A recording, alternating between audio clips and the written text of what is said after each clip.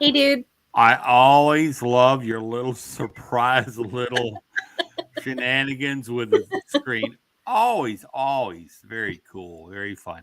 I even tonight was like, I wonder what she's gonna have up, kind of makes I my just like little to catch you by surprise. That's all. it's the I little mean, thing. It's the little things for me. Just laugh and like, oh, that's really cool. Kelly has got her stuff going on with the back. Look at there. That is super cool. Got every now and then I have a good idea. Hi, Robin. Robin, there she is, Robin. Well, Robin will enjoy this show for sure because she's got her fair share of stuff going on in the house over there, for sure, no doubt about it. But anybody with the whole thing in the football yesterday? Did anybody watch it? I mean, at least it wasn't wrestling. Well, I mean, yeah, some would argue. I think I'd have had a better time with that than the other. I I know mean, you would have. Yes, I don't. you would It have had a seems better like time with it. that's. It seems like it's a game of like science, trying to figure out how what chess and let's run down the clock. Let's do this and then the little arguing back and forth. He did catch. He didn't catch it. He did. He was in. He was out. He was. Oh, I don't know. You look at that and you think, can we start talking about baseball now? I Well, mean, yeah, or still hockey. We or talked about that hockey, stage. or We're going to yeah, talk about let's hockey for just a little bit let's longer. something. But Yeah. I'm congratulations to the Chiefs. They pulled it off, and they get to wear the belt now until they have to defend it. Here coming up in the next season, and there you go. So you maybe next time they're Philadelphia. I know y'all stand by your players, and I know that is for sure. Y'all are that's like fighting words there. That's serious stuff. So good for you guys. But Hi, John. speaking of having fun and having doing some stuff, uh, we look at tonight. What a very cool and hot topic kind of thing tonight. Best part of the Super Bowl was the Daytona 500 was only a week. Yeah, that's true. Flip, there's some good stuff. I agree. Yeah, I was just unenthusiastic. I could either way, whatever. I'm glad it's gone. Browns will be in it next year. Yeah, that'd be good. Robin, that would be good. But so speaking of hot topics, folks, I know. We it could not have. doesn't take I know. much of look what the news, the papers, the I'm so excited. headlines that folks, there is something going on. If you haven't known to look up in the sky and see some things that a lot of folks are like, I don't know. It's hard to call it. What are they? What is it? And Tim's being silly in the background, right? no, Tim. But I tell you what, we do have the guest on the show tonight to hopefully bring us some answers to all this. These guys are well known in the field when it comes to the subject. Of course, we've got a little bit of paranormal mixed in with their mix, and also the UFO. So that's a very, very cool thing. And do they run together? Is this? I mean, that's why we have them on the show, to where we are going to know. So, folks, without further ado, from They Are Here, Paranormal and UFO, Tom and Tim Conwell. Wow. And that is, there he is. Oh my God. I thought it had ended right there. I say, this is it. It's done. It's That's over. it. I can see him. He's right here. Well, there they are, folks. It's they're really here. It's going to be an amazing show, because even a lot of people have been like, man, that's going to be a cool show. Yeah, I have a list of questions, private message questions. So people, go ahead. You can post your questions in the chat a while. Post the questions, get them out there. We've got some already lined up. But without further ado, I'm going to pass the mic. I guess whoever wants to go first and introduce yourself, tell us a little bit about yourself, and then we'll kind of go from there. All right. Well, I'll go first, I guess. I've been in the field, more paranormal side, mostly for over 10 years. Um, and slowly getting more on the side of the UFO also. Uh, helping out my father there with the events and going out and speaking to people. He does all the talking on his books and research and stuff like that. So I do a lot of supporting on that. But like I said, my side is paranormal. I do have abilities for being an empath and a sensitive, and sometimes I'm coming out with other stuff that I can't even explain. Dreams that I can, tell people that they need to do things, or just things that just pop out when I'm talking to them. So I do have other abilities that are kicking in that I'm learning about. So, and I'm also a Reiki 1 level. Got certified last year at Gettysburg. Nice. So there you go. That's awesome, Tim. Yeah, and I really find, when you and I investigate together, I was just like, we are very much in alignment when it comes to investigation. And I love that, because we had some instances where we could really validate each other. Both of us. Yeah, that was yeah, it was really, really fun. But thanks for telling us a little bit about yourself. Okay, Dad, Mr. Okay. Well, my name's Tom. I have started out as a electronic technician. I was with the Navy, and then out on Honeywell for about 42 years. Wow. And had a lot of background in high-tech electronics. So as soon as I took a step into the paranormal, I already had a heads up step on most people, because I knew how the equipment worked. And then shortly after getting into the paranormal, someone asked me if I wanted to become part of a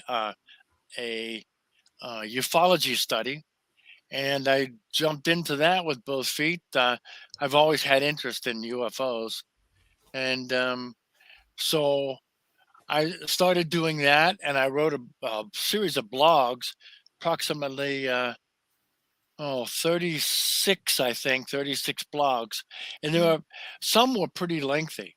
And I realized that what I had was pretty voluminous, so I put everything into a book, and that book is entitled "Going Interstellar." And what it does is take the various aspects of the UFO, how they stay in the air, how they get from point A to point B, what type of um, uh, physics may be in use in order to get from one spot to the other. And I discuss that in great length, uh, although I try to keep things very, very simplistic. Um, Anyhow, that is entitled Going Interstellar. That's available at Amazon. And I also wrote 4 additional books. They are here. So volume 1, 2, and 3, East Coast, Central US, and Western US. And I looked at UFOs that were being seen, perhaps came up with why they were there, or where they were, and um, then then I put together a map with a whole bunch of pins on it that showed what the sightings looked like throughout the entire United States. When I did that, it showed me that there were a bunch of um, areas that were collections of sighting places where there wasn't a lot of population. That's what I found the most interesting. Mostly around every city, there was a ton of sightings, because there's a ton of people there. They're out constantly. Somebody's looking in the sky, and they get a lot of sightings from that. But when you get a lot of sightings from areas that don't have high population, that's the ones that make you wonder and think of why they're there. So that's a whole nother study. And that's been ongoing for They Are Here Volume 1, 2, and 3, and Earthquakes and UFOs. And then right now, I'm in my 6th book, writing stories of the things that have affected me. And those things that have affected me, by that I mean um, series of sightings in the sky, dreams, uh, dreams of things in my room, just a whole bunch of things. And I also had an opportunity to interview many, many people who were uh, abducted, and I got their Wow. stories. And when I did that, that's when my um, that's when my own personal events went through the roof. There were just so many of them. Yeah. It was very hard to tell. It, it'd be a 5-minute list for me to read it, and so I uh, that book will be out by probably the end of March. Oh, okay. It's entitled "The Night Visitants: A Ufologist, an Experiencer, and the Undefinable." And Wow, Oh, that's interesting. fascinating. this Be in this time will for be. Gettysburg. Right? Yeah, And this is good. hers too. That I Yeah. was. Oh, I should good. have Yeah. them there. Yeah, Yeah. and that will be uh, well, terror filled. There's no other way to say it. It's going to be very, very difficult for someone to take, and I would not recommend reading that at home alone in the night. Well, that Here's a pretty much puts disclaimer. it where it's at. Yeah. Hey, Tim, did I see that map at Gettysburg Yes, she did. from you? Yep. That's when Yep. I came around and you Yeah, were we chit chatted for a while. Yeah. we chat you did. Wow, that's interesting. Oh, Tom, what a map. Boy, that was it's so interesting because you look at the areas and you think it's like a UFO airport. It's Yeah. like they know there's places and spaces where they go do their their landings, they come in, however that is, and then get their intelligence and they're off with the next adventure and off they go. John McGinnis says he loves that map. It's a Thank you. very It's cool really map. fascinating. Yeah. Yep. Yeah, Absolutely. it is indeed. Robin starts off with a question for both of you. Have you ever seen an Oh, alien up close? Tim, show your alien.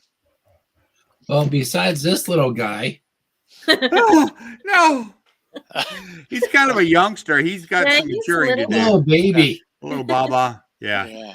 So I have not seen an alien up close, but one of the dreams I had is I woke up in the middle of the night, and there were 2 Native Americans.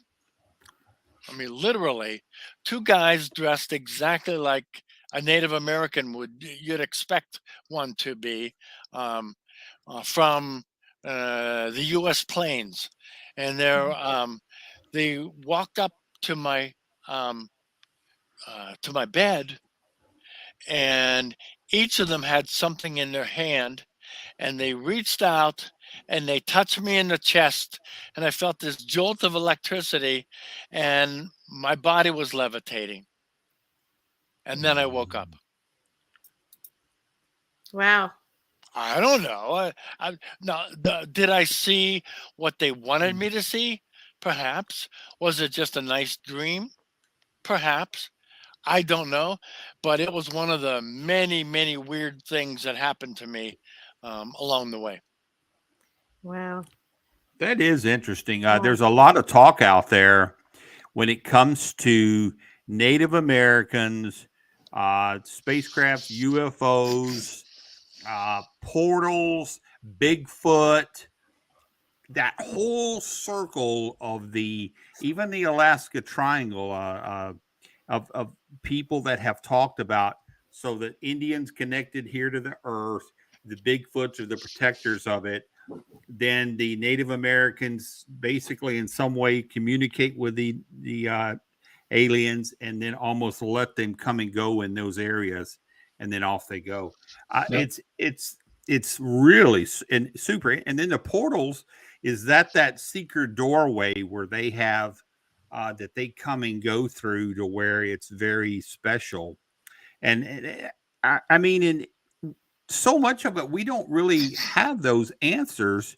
We continue all the time. We're researching and investigating and pushing and going. And one of my friends, Mike Rensecker, who's on the show, that the Alaska Triangle, and he's been there and many times done these investigations.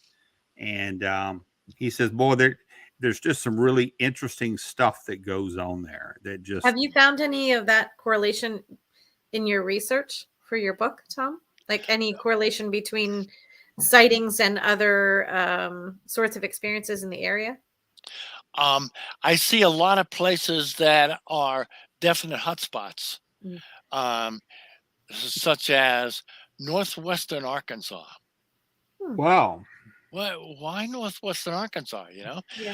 There's a whole lot of sightings there compared to the population. Western, up in the mountains of North Carolina, Okay. is very mountainous. Lots of places where ships have been seen, and actually an awful lot of the things seen have also had sightings where things were zipping into the sides of mountains and disappearing. Yeah, there's lots of that. What about Tim? What about you? From investigations that you've done, have you found any links between the sorts of places, the instances, or whether it's a private case or a public place that you investigated, and any UFO type activity? Have you had any places align like that? I've heard things that do happen, like Wilson Castle. I've heard some stories that people have seen things up in the sky, and then as they're investigating that night, I've heard other places that have things that happen in the sky, not like right above it, maybe like 6 to 10 miles away, that there was someone saw something, and then a week later I see someone that was actually investigating a location near there, but they wouldn't know each other. Mm-hmm. So I don't know, it's just weird. Yeah. So now I have to ask you, one of the questions that was asked to me in a private message was what your thoughts are on the ships or balloons or whatever is being brought down, what your thoughts are on those. Well, this is the long answer. Okay. That's okay. Yeah, it's your night. I've done a whole lot of thinking of this, and this isn't the first time I've been asked this, even though it just happened. I was on a show last night, a 2-hour show, and I got pounded with questions on that. Oh wow. Let me put it this way. Any of the sightings that have been reported by pilots and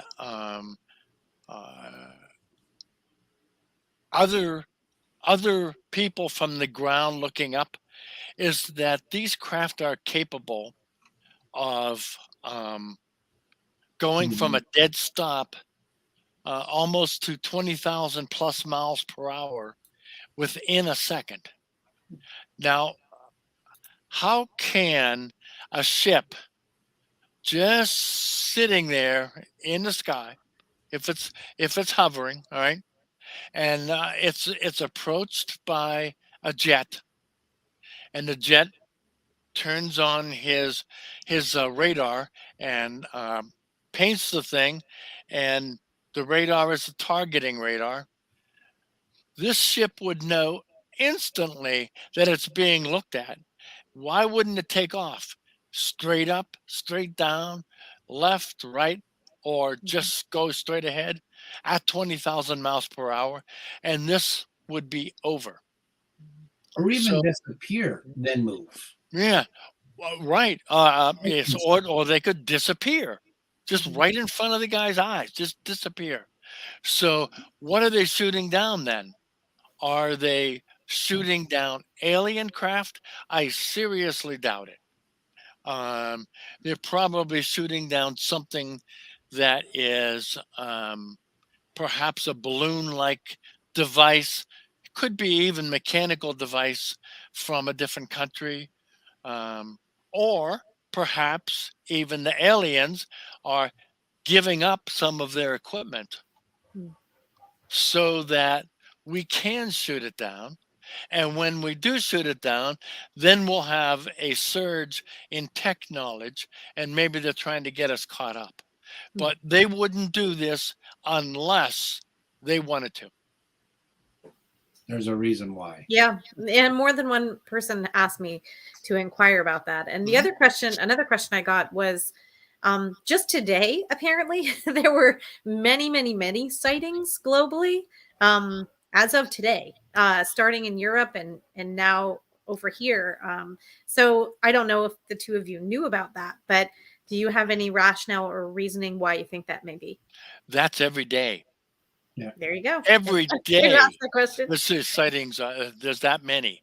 Now, Mhm. since 2001, there has been over 180,000 sightings of things Wow. in the sky that people could not put their finger on. In other words, boy, that was weird. What was that? I've never seen anything do that before. 180,000 since 2001. Right. So, um, and then you have to look at how many are actually reported that people see. Mhm. It's about 1 in 100. Wow. That, or you're looking at your phone all the time and you're missing everything. Yeah. Mhm. Yeah, you're Right. walking, Yeah. you're looking Much down. like the paranormal, right? Tim? Right. Yeah. Yeah. That's why you put your phone down. That's right. Exactly. Flip has a question. He says he grew up in the Hudson Valley and he wonders if it's still considered a hotspot. Yes. Everything is. Yep. Yep. It is a hot spot because they had some really fantastic sightings down in the 80s in the southern Hudson Valley. The things that I've seen in the sky, 2 out of 3 were what I would consider in the Hudson Valley because they were right over the Hudson River. Wow. Yep. So there's things going on everywhere. There's so many sightings. Now that this stuff is in the news, then everybody is going to be going crazy looking up. Right. And But because of that, and not only are there going to be 100 times more sightings reported than there had been, and that'll happen until such time as the news gets tired of reporting that we're shooting clunky things out of the sky. Mhm. Hot topic, obviously nowadays, huh? Yeah. Well, I've got a pretty wild question about it, but I want to ask because could it be that it is a sign of the times? How does this point to biblical stances as far as so many things starting to align with these, all the stuff with politics, other life happenings, and now we're starting to see these things happen where they're just more and more and more that it's related to some sort of a sign of the times. I want to go back to 1 second on what Okay. I was saying. I also seen with all these sightings, Facebook is blowing up with so many fake reports. Oh yeah. And it's just nonsense stuff that I've had one that was sent to me and they're like, oh, what's this? And I'm like, you give me a description of what it is. And then I turn around and go, okay, first of all, you sent me a picture that was parallel to this so-called craft. How in the world did they get this? And I'm looking at it, I'm like, it's probably photoshopped with a couple effects to make it, blur right in.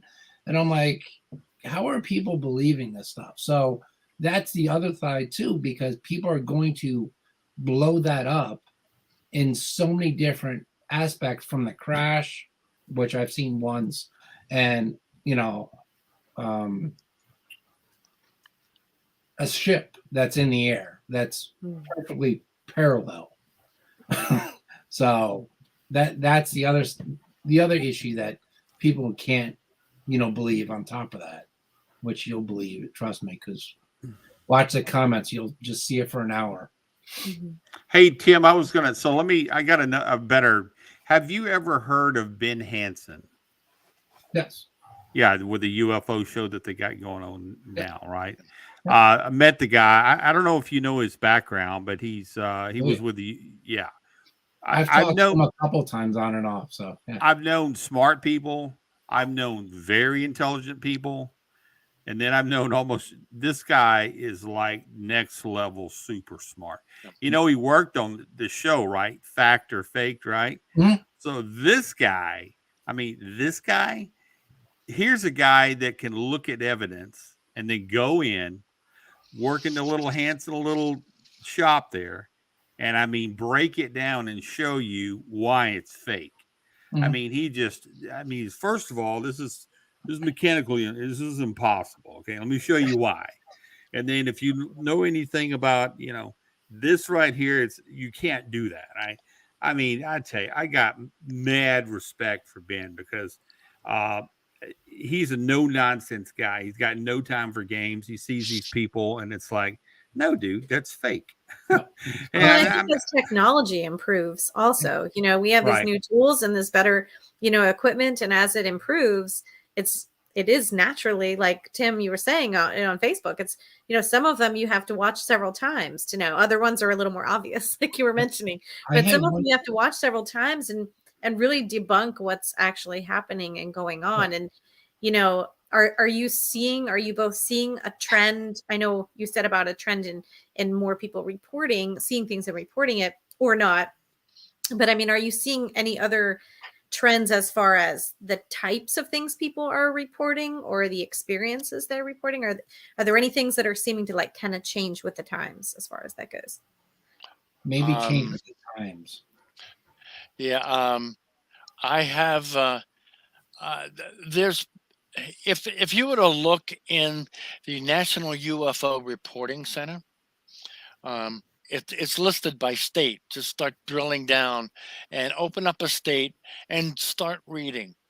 And that's the best place to understand what is being seen. Oh, hi, doggy.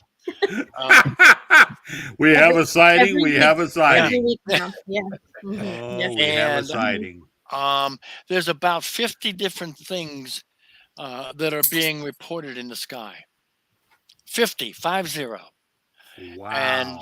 And some of them are misreported because if you were to get, let's say, a light in the sky and you look at this light from 10 different directions, it's still going to be a light, okay? But if you have a craft that has some sort of shape to it and you look at it from a different angle, it's going to look different all of a sudden. Right. And that's why there's so many different things reported. But the types of reports have been fairly consistent since about 2010. Wow. And there's really about 6 or 7 different real types of craft that are being seen. Wow, that's really interesting. And it's a good point too, from different angles, because like I said, with technology, you're going to get people who use different pieces of equipment or different cameras or whatever. And as those angles present themselves, they are going to look very different. For each of you too, is there something that was a really, and it could be in your particular field, or it could be even more into the paranormal side for you, Tim, but is there an outstanding experience that really is one that you've had personally that you don't mind sharing?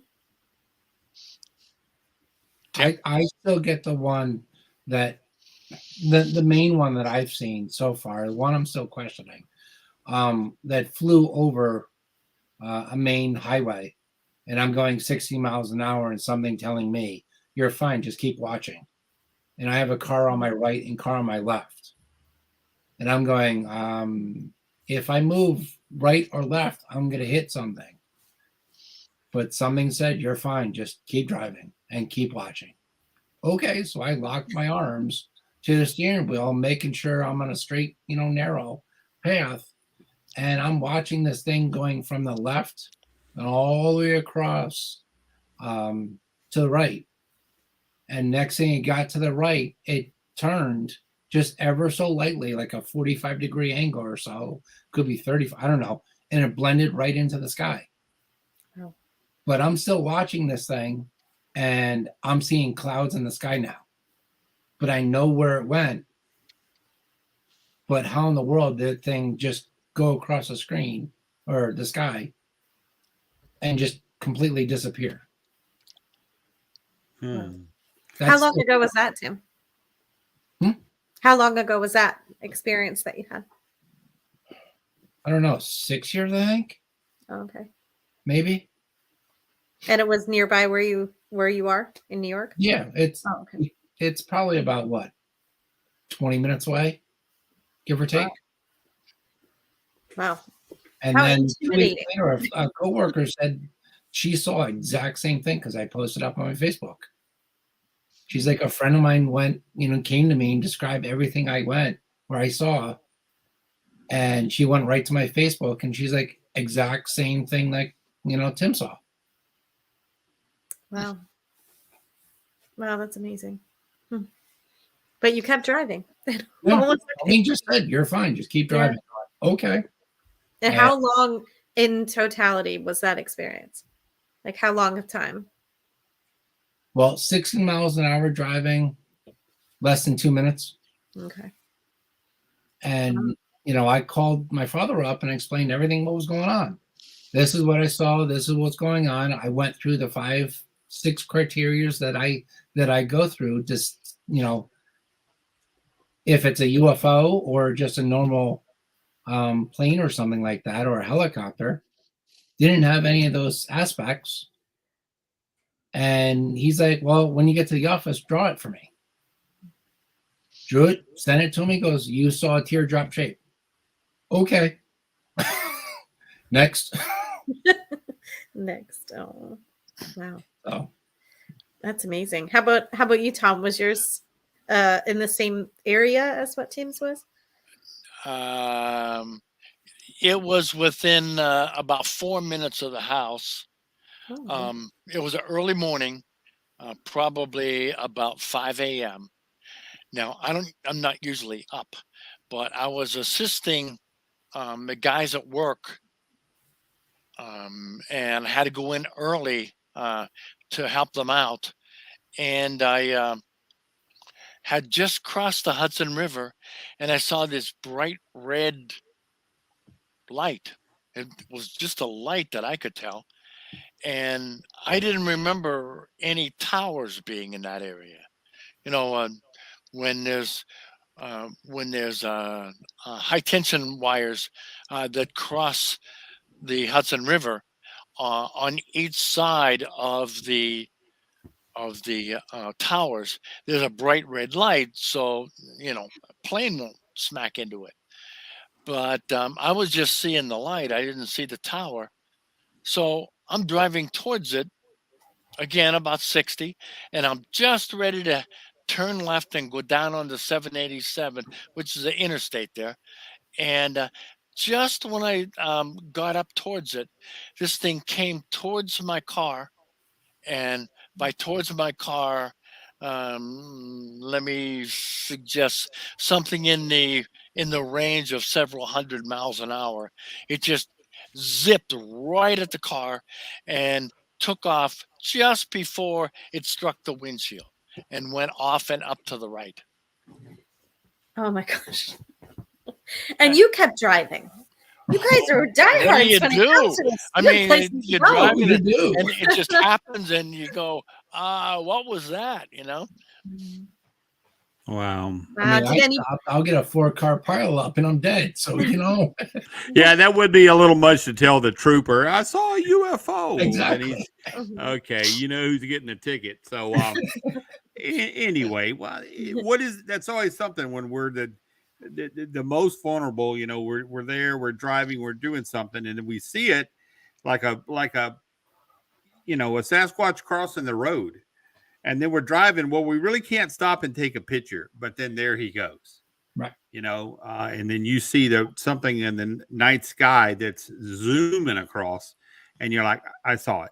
No doubt, it was not an aircraft boogieing across the sky. I've learned I'll solve that problem. Dash cam. Yeah, those are very cool for a lot of reasons. For self-preservation, car accidents, for UFO sightings. UFO sightings. People don't mention those, but everybody always wants to ask, do you have any evidence? Did you get anything? Did you get a picture or recording or so?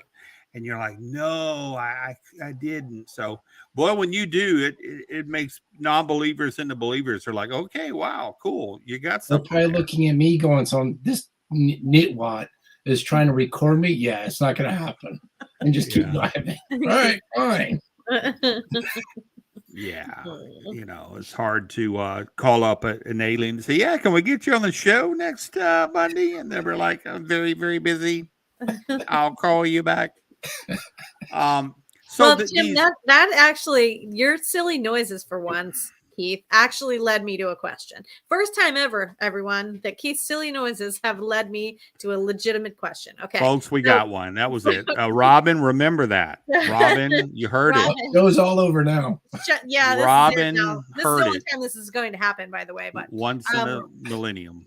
But Tim, how about like with paranormal investigations? I mean, I know I've heard some, but I don't believe I have any captured on evidence that I have. But have you ever caught, on an EVP or a video, or even with your clairaudience? Have you ever heard or captured anything that appeared to you to be extraterrestrial of sorts, like sounds or beings? I mean, I know some of the beings I see come across with some of those same characteristics, but I think it's not evidence because other people aren't seeing it. So I didn't know if you had in all of your evidence. I might have, but not really put two and two together, because most of my evidence I hear like little kids or adults.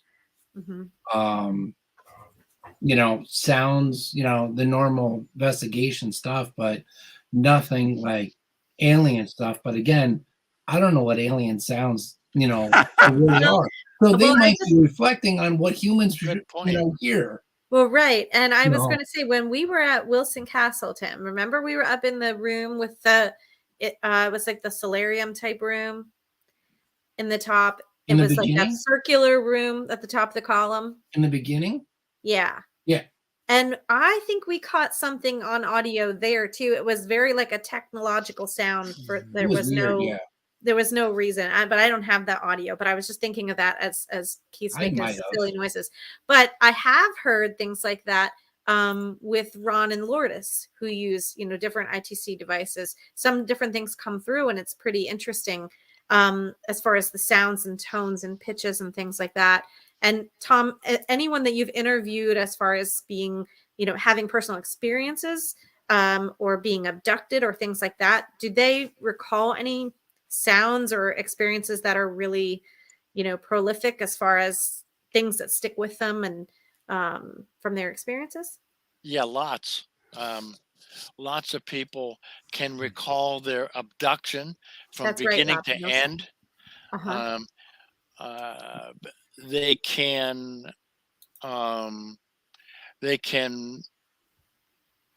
repeat what the aliens are saying to each other, but they don't vocalize like we do.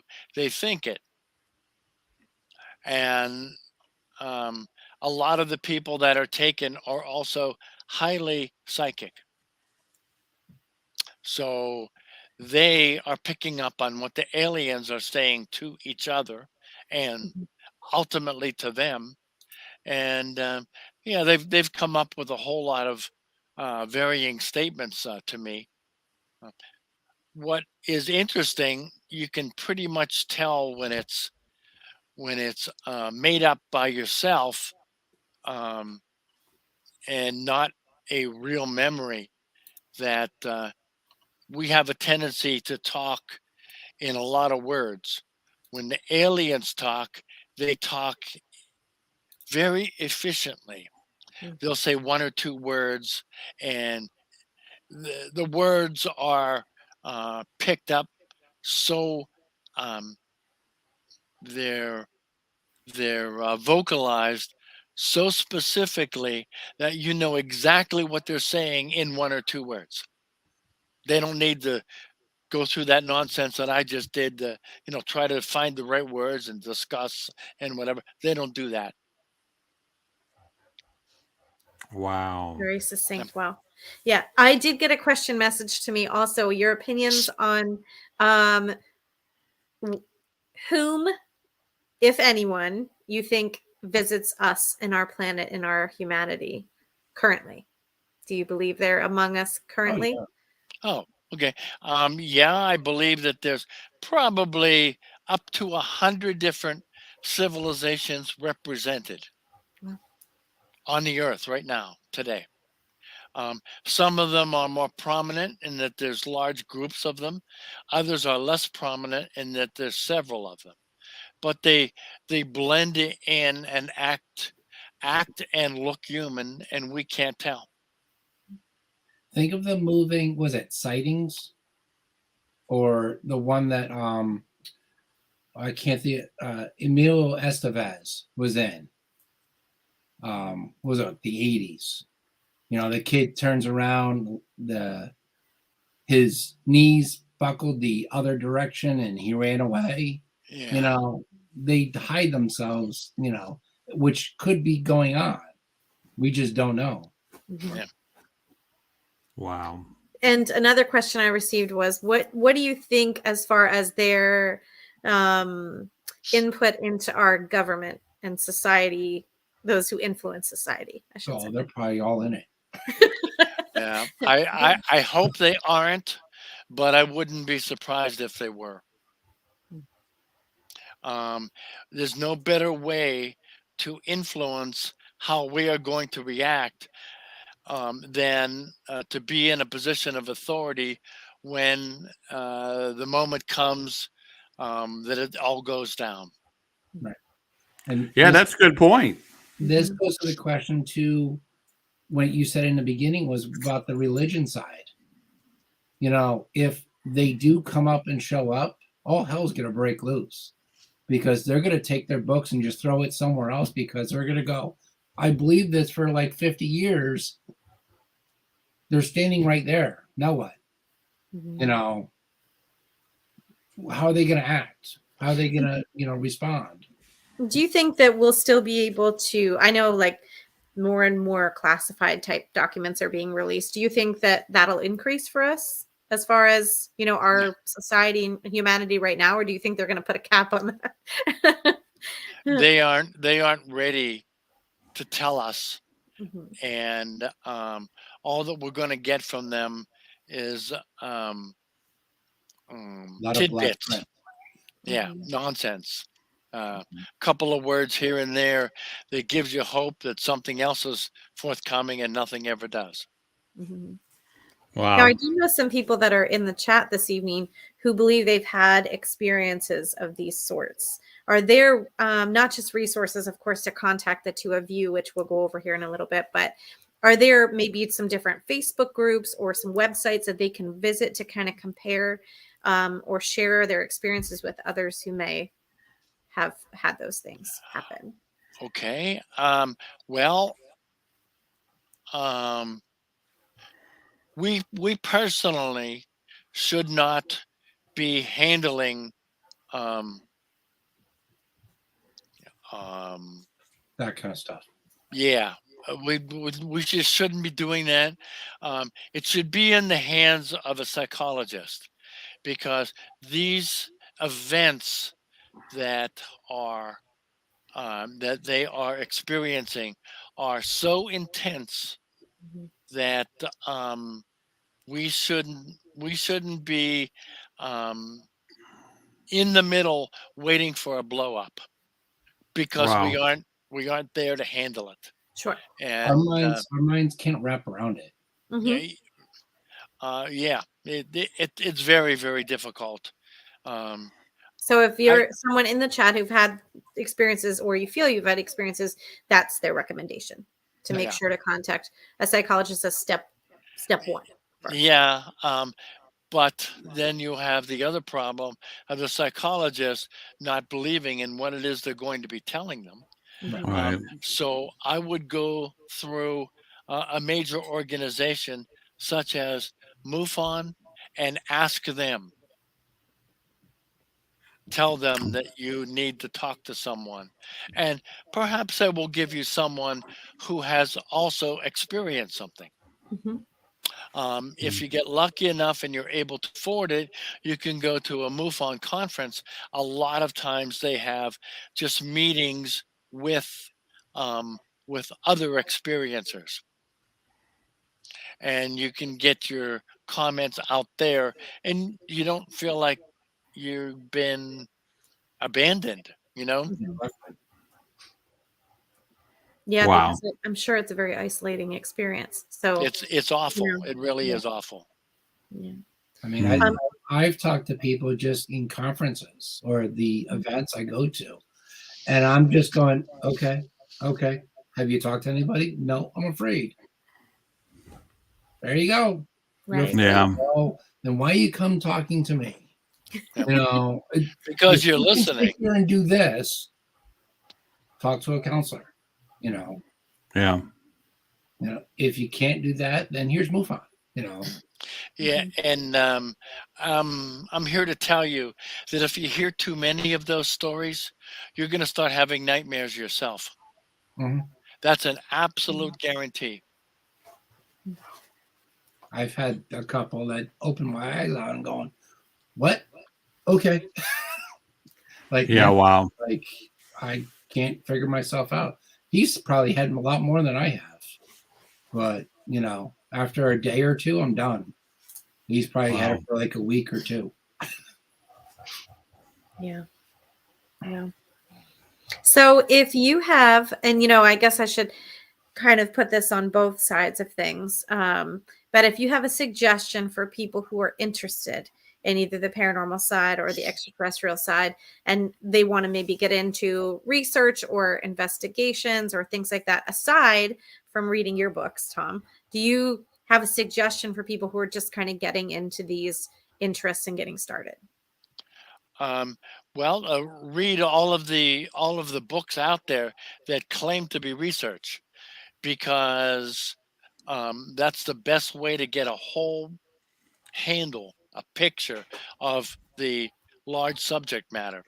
And if Mhm. you don't have that, then I would recommend that you do not get into research yourself, because you have to see the whole picture in order to be able to break it down to the small picture.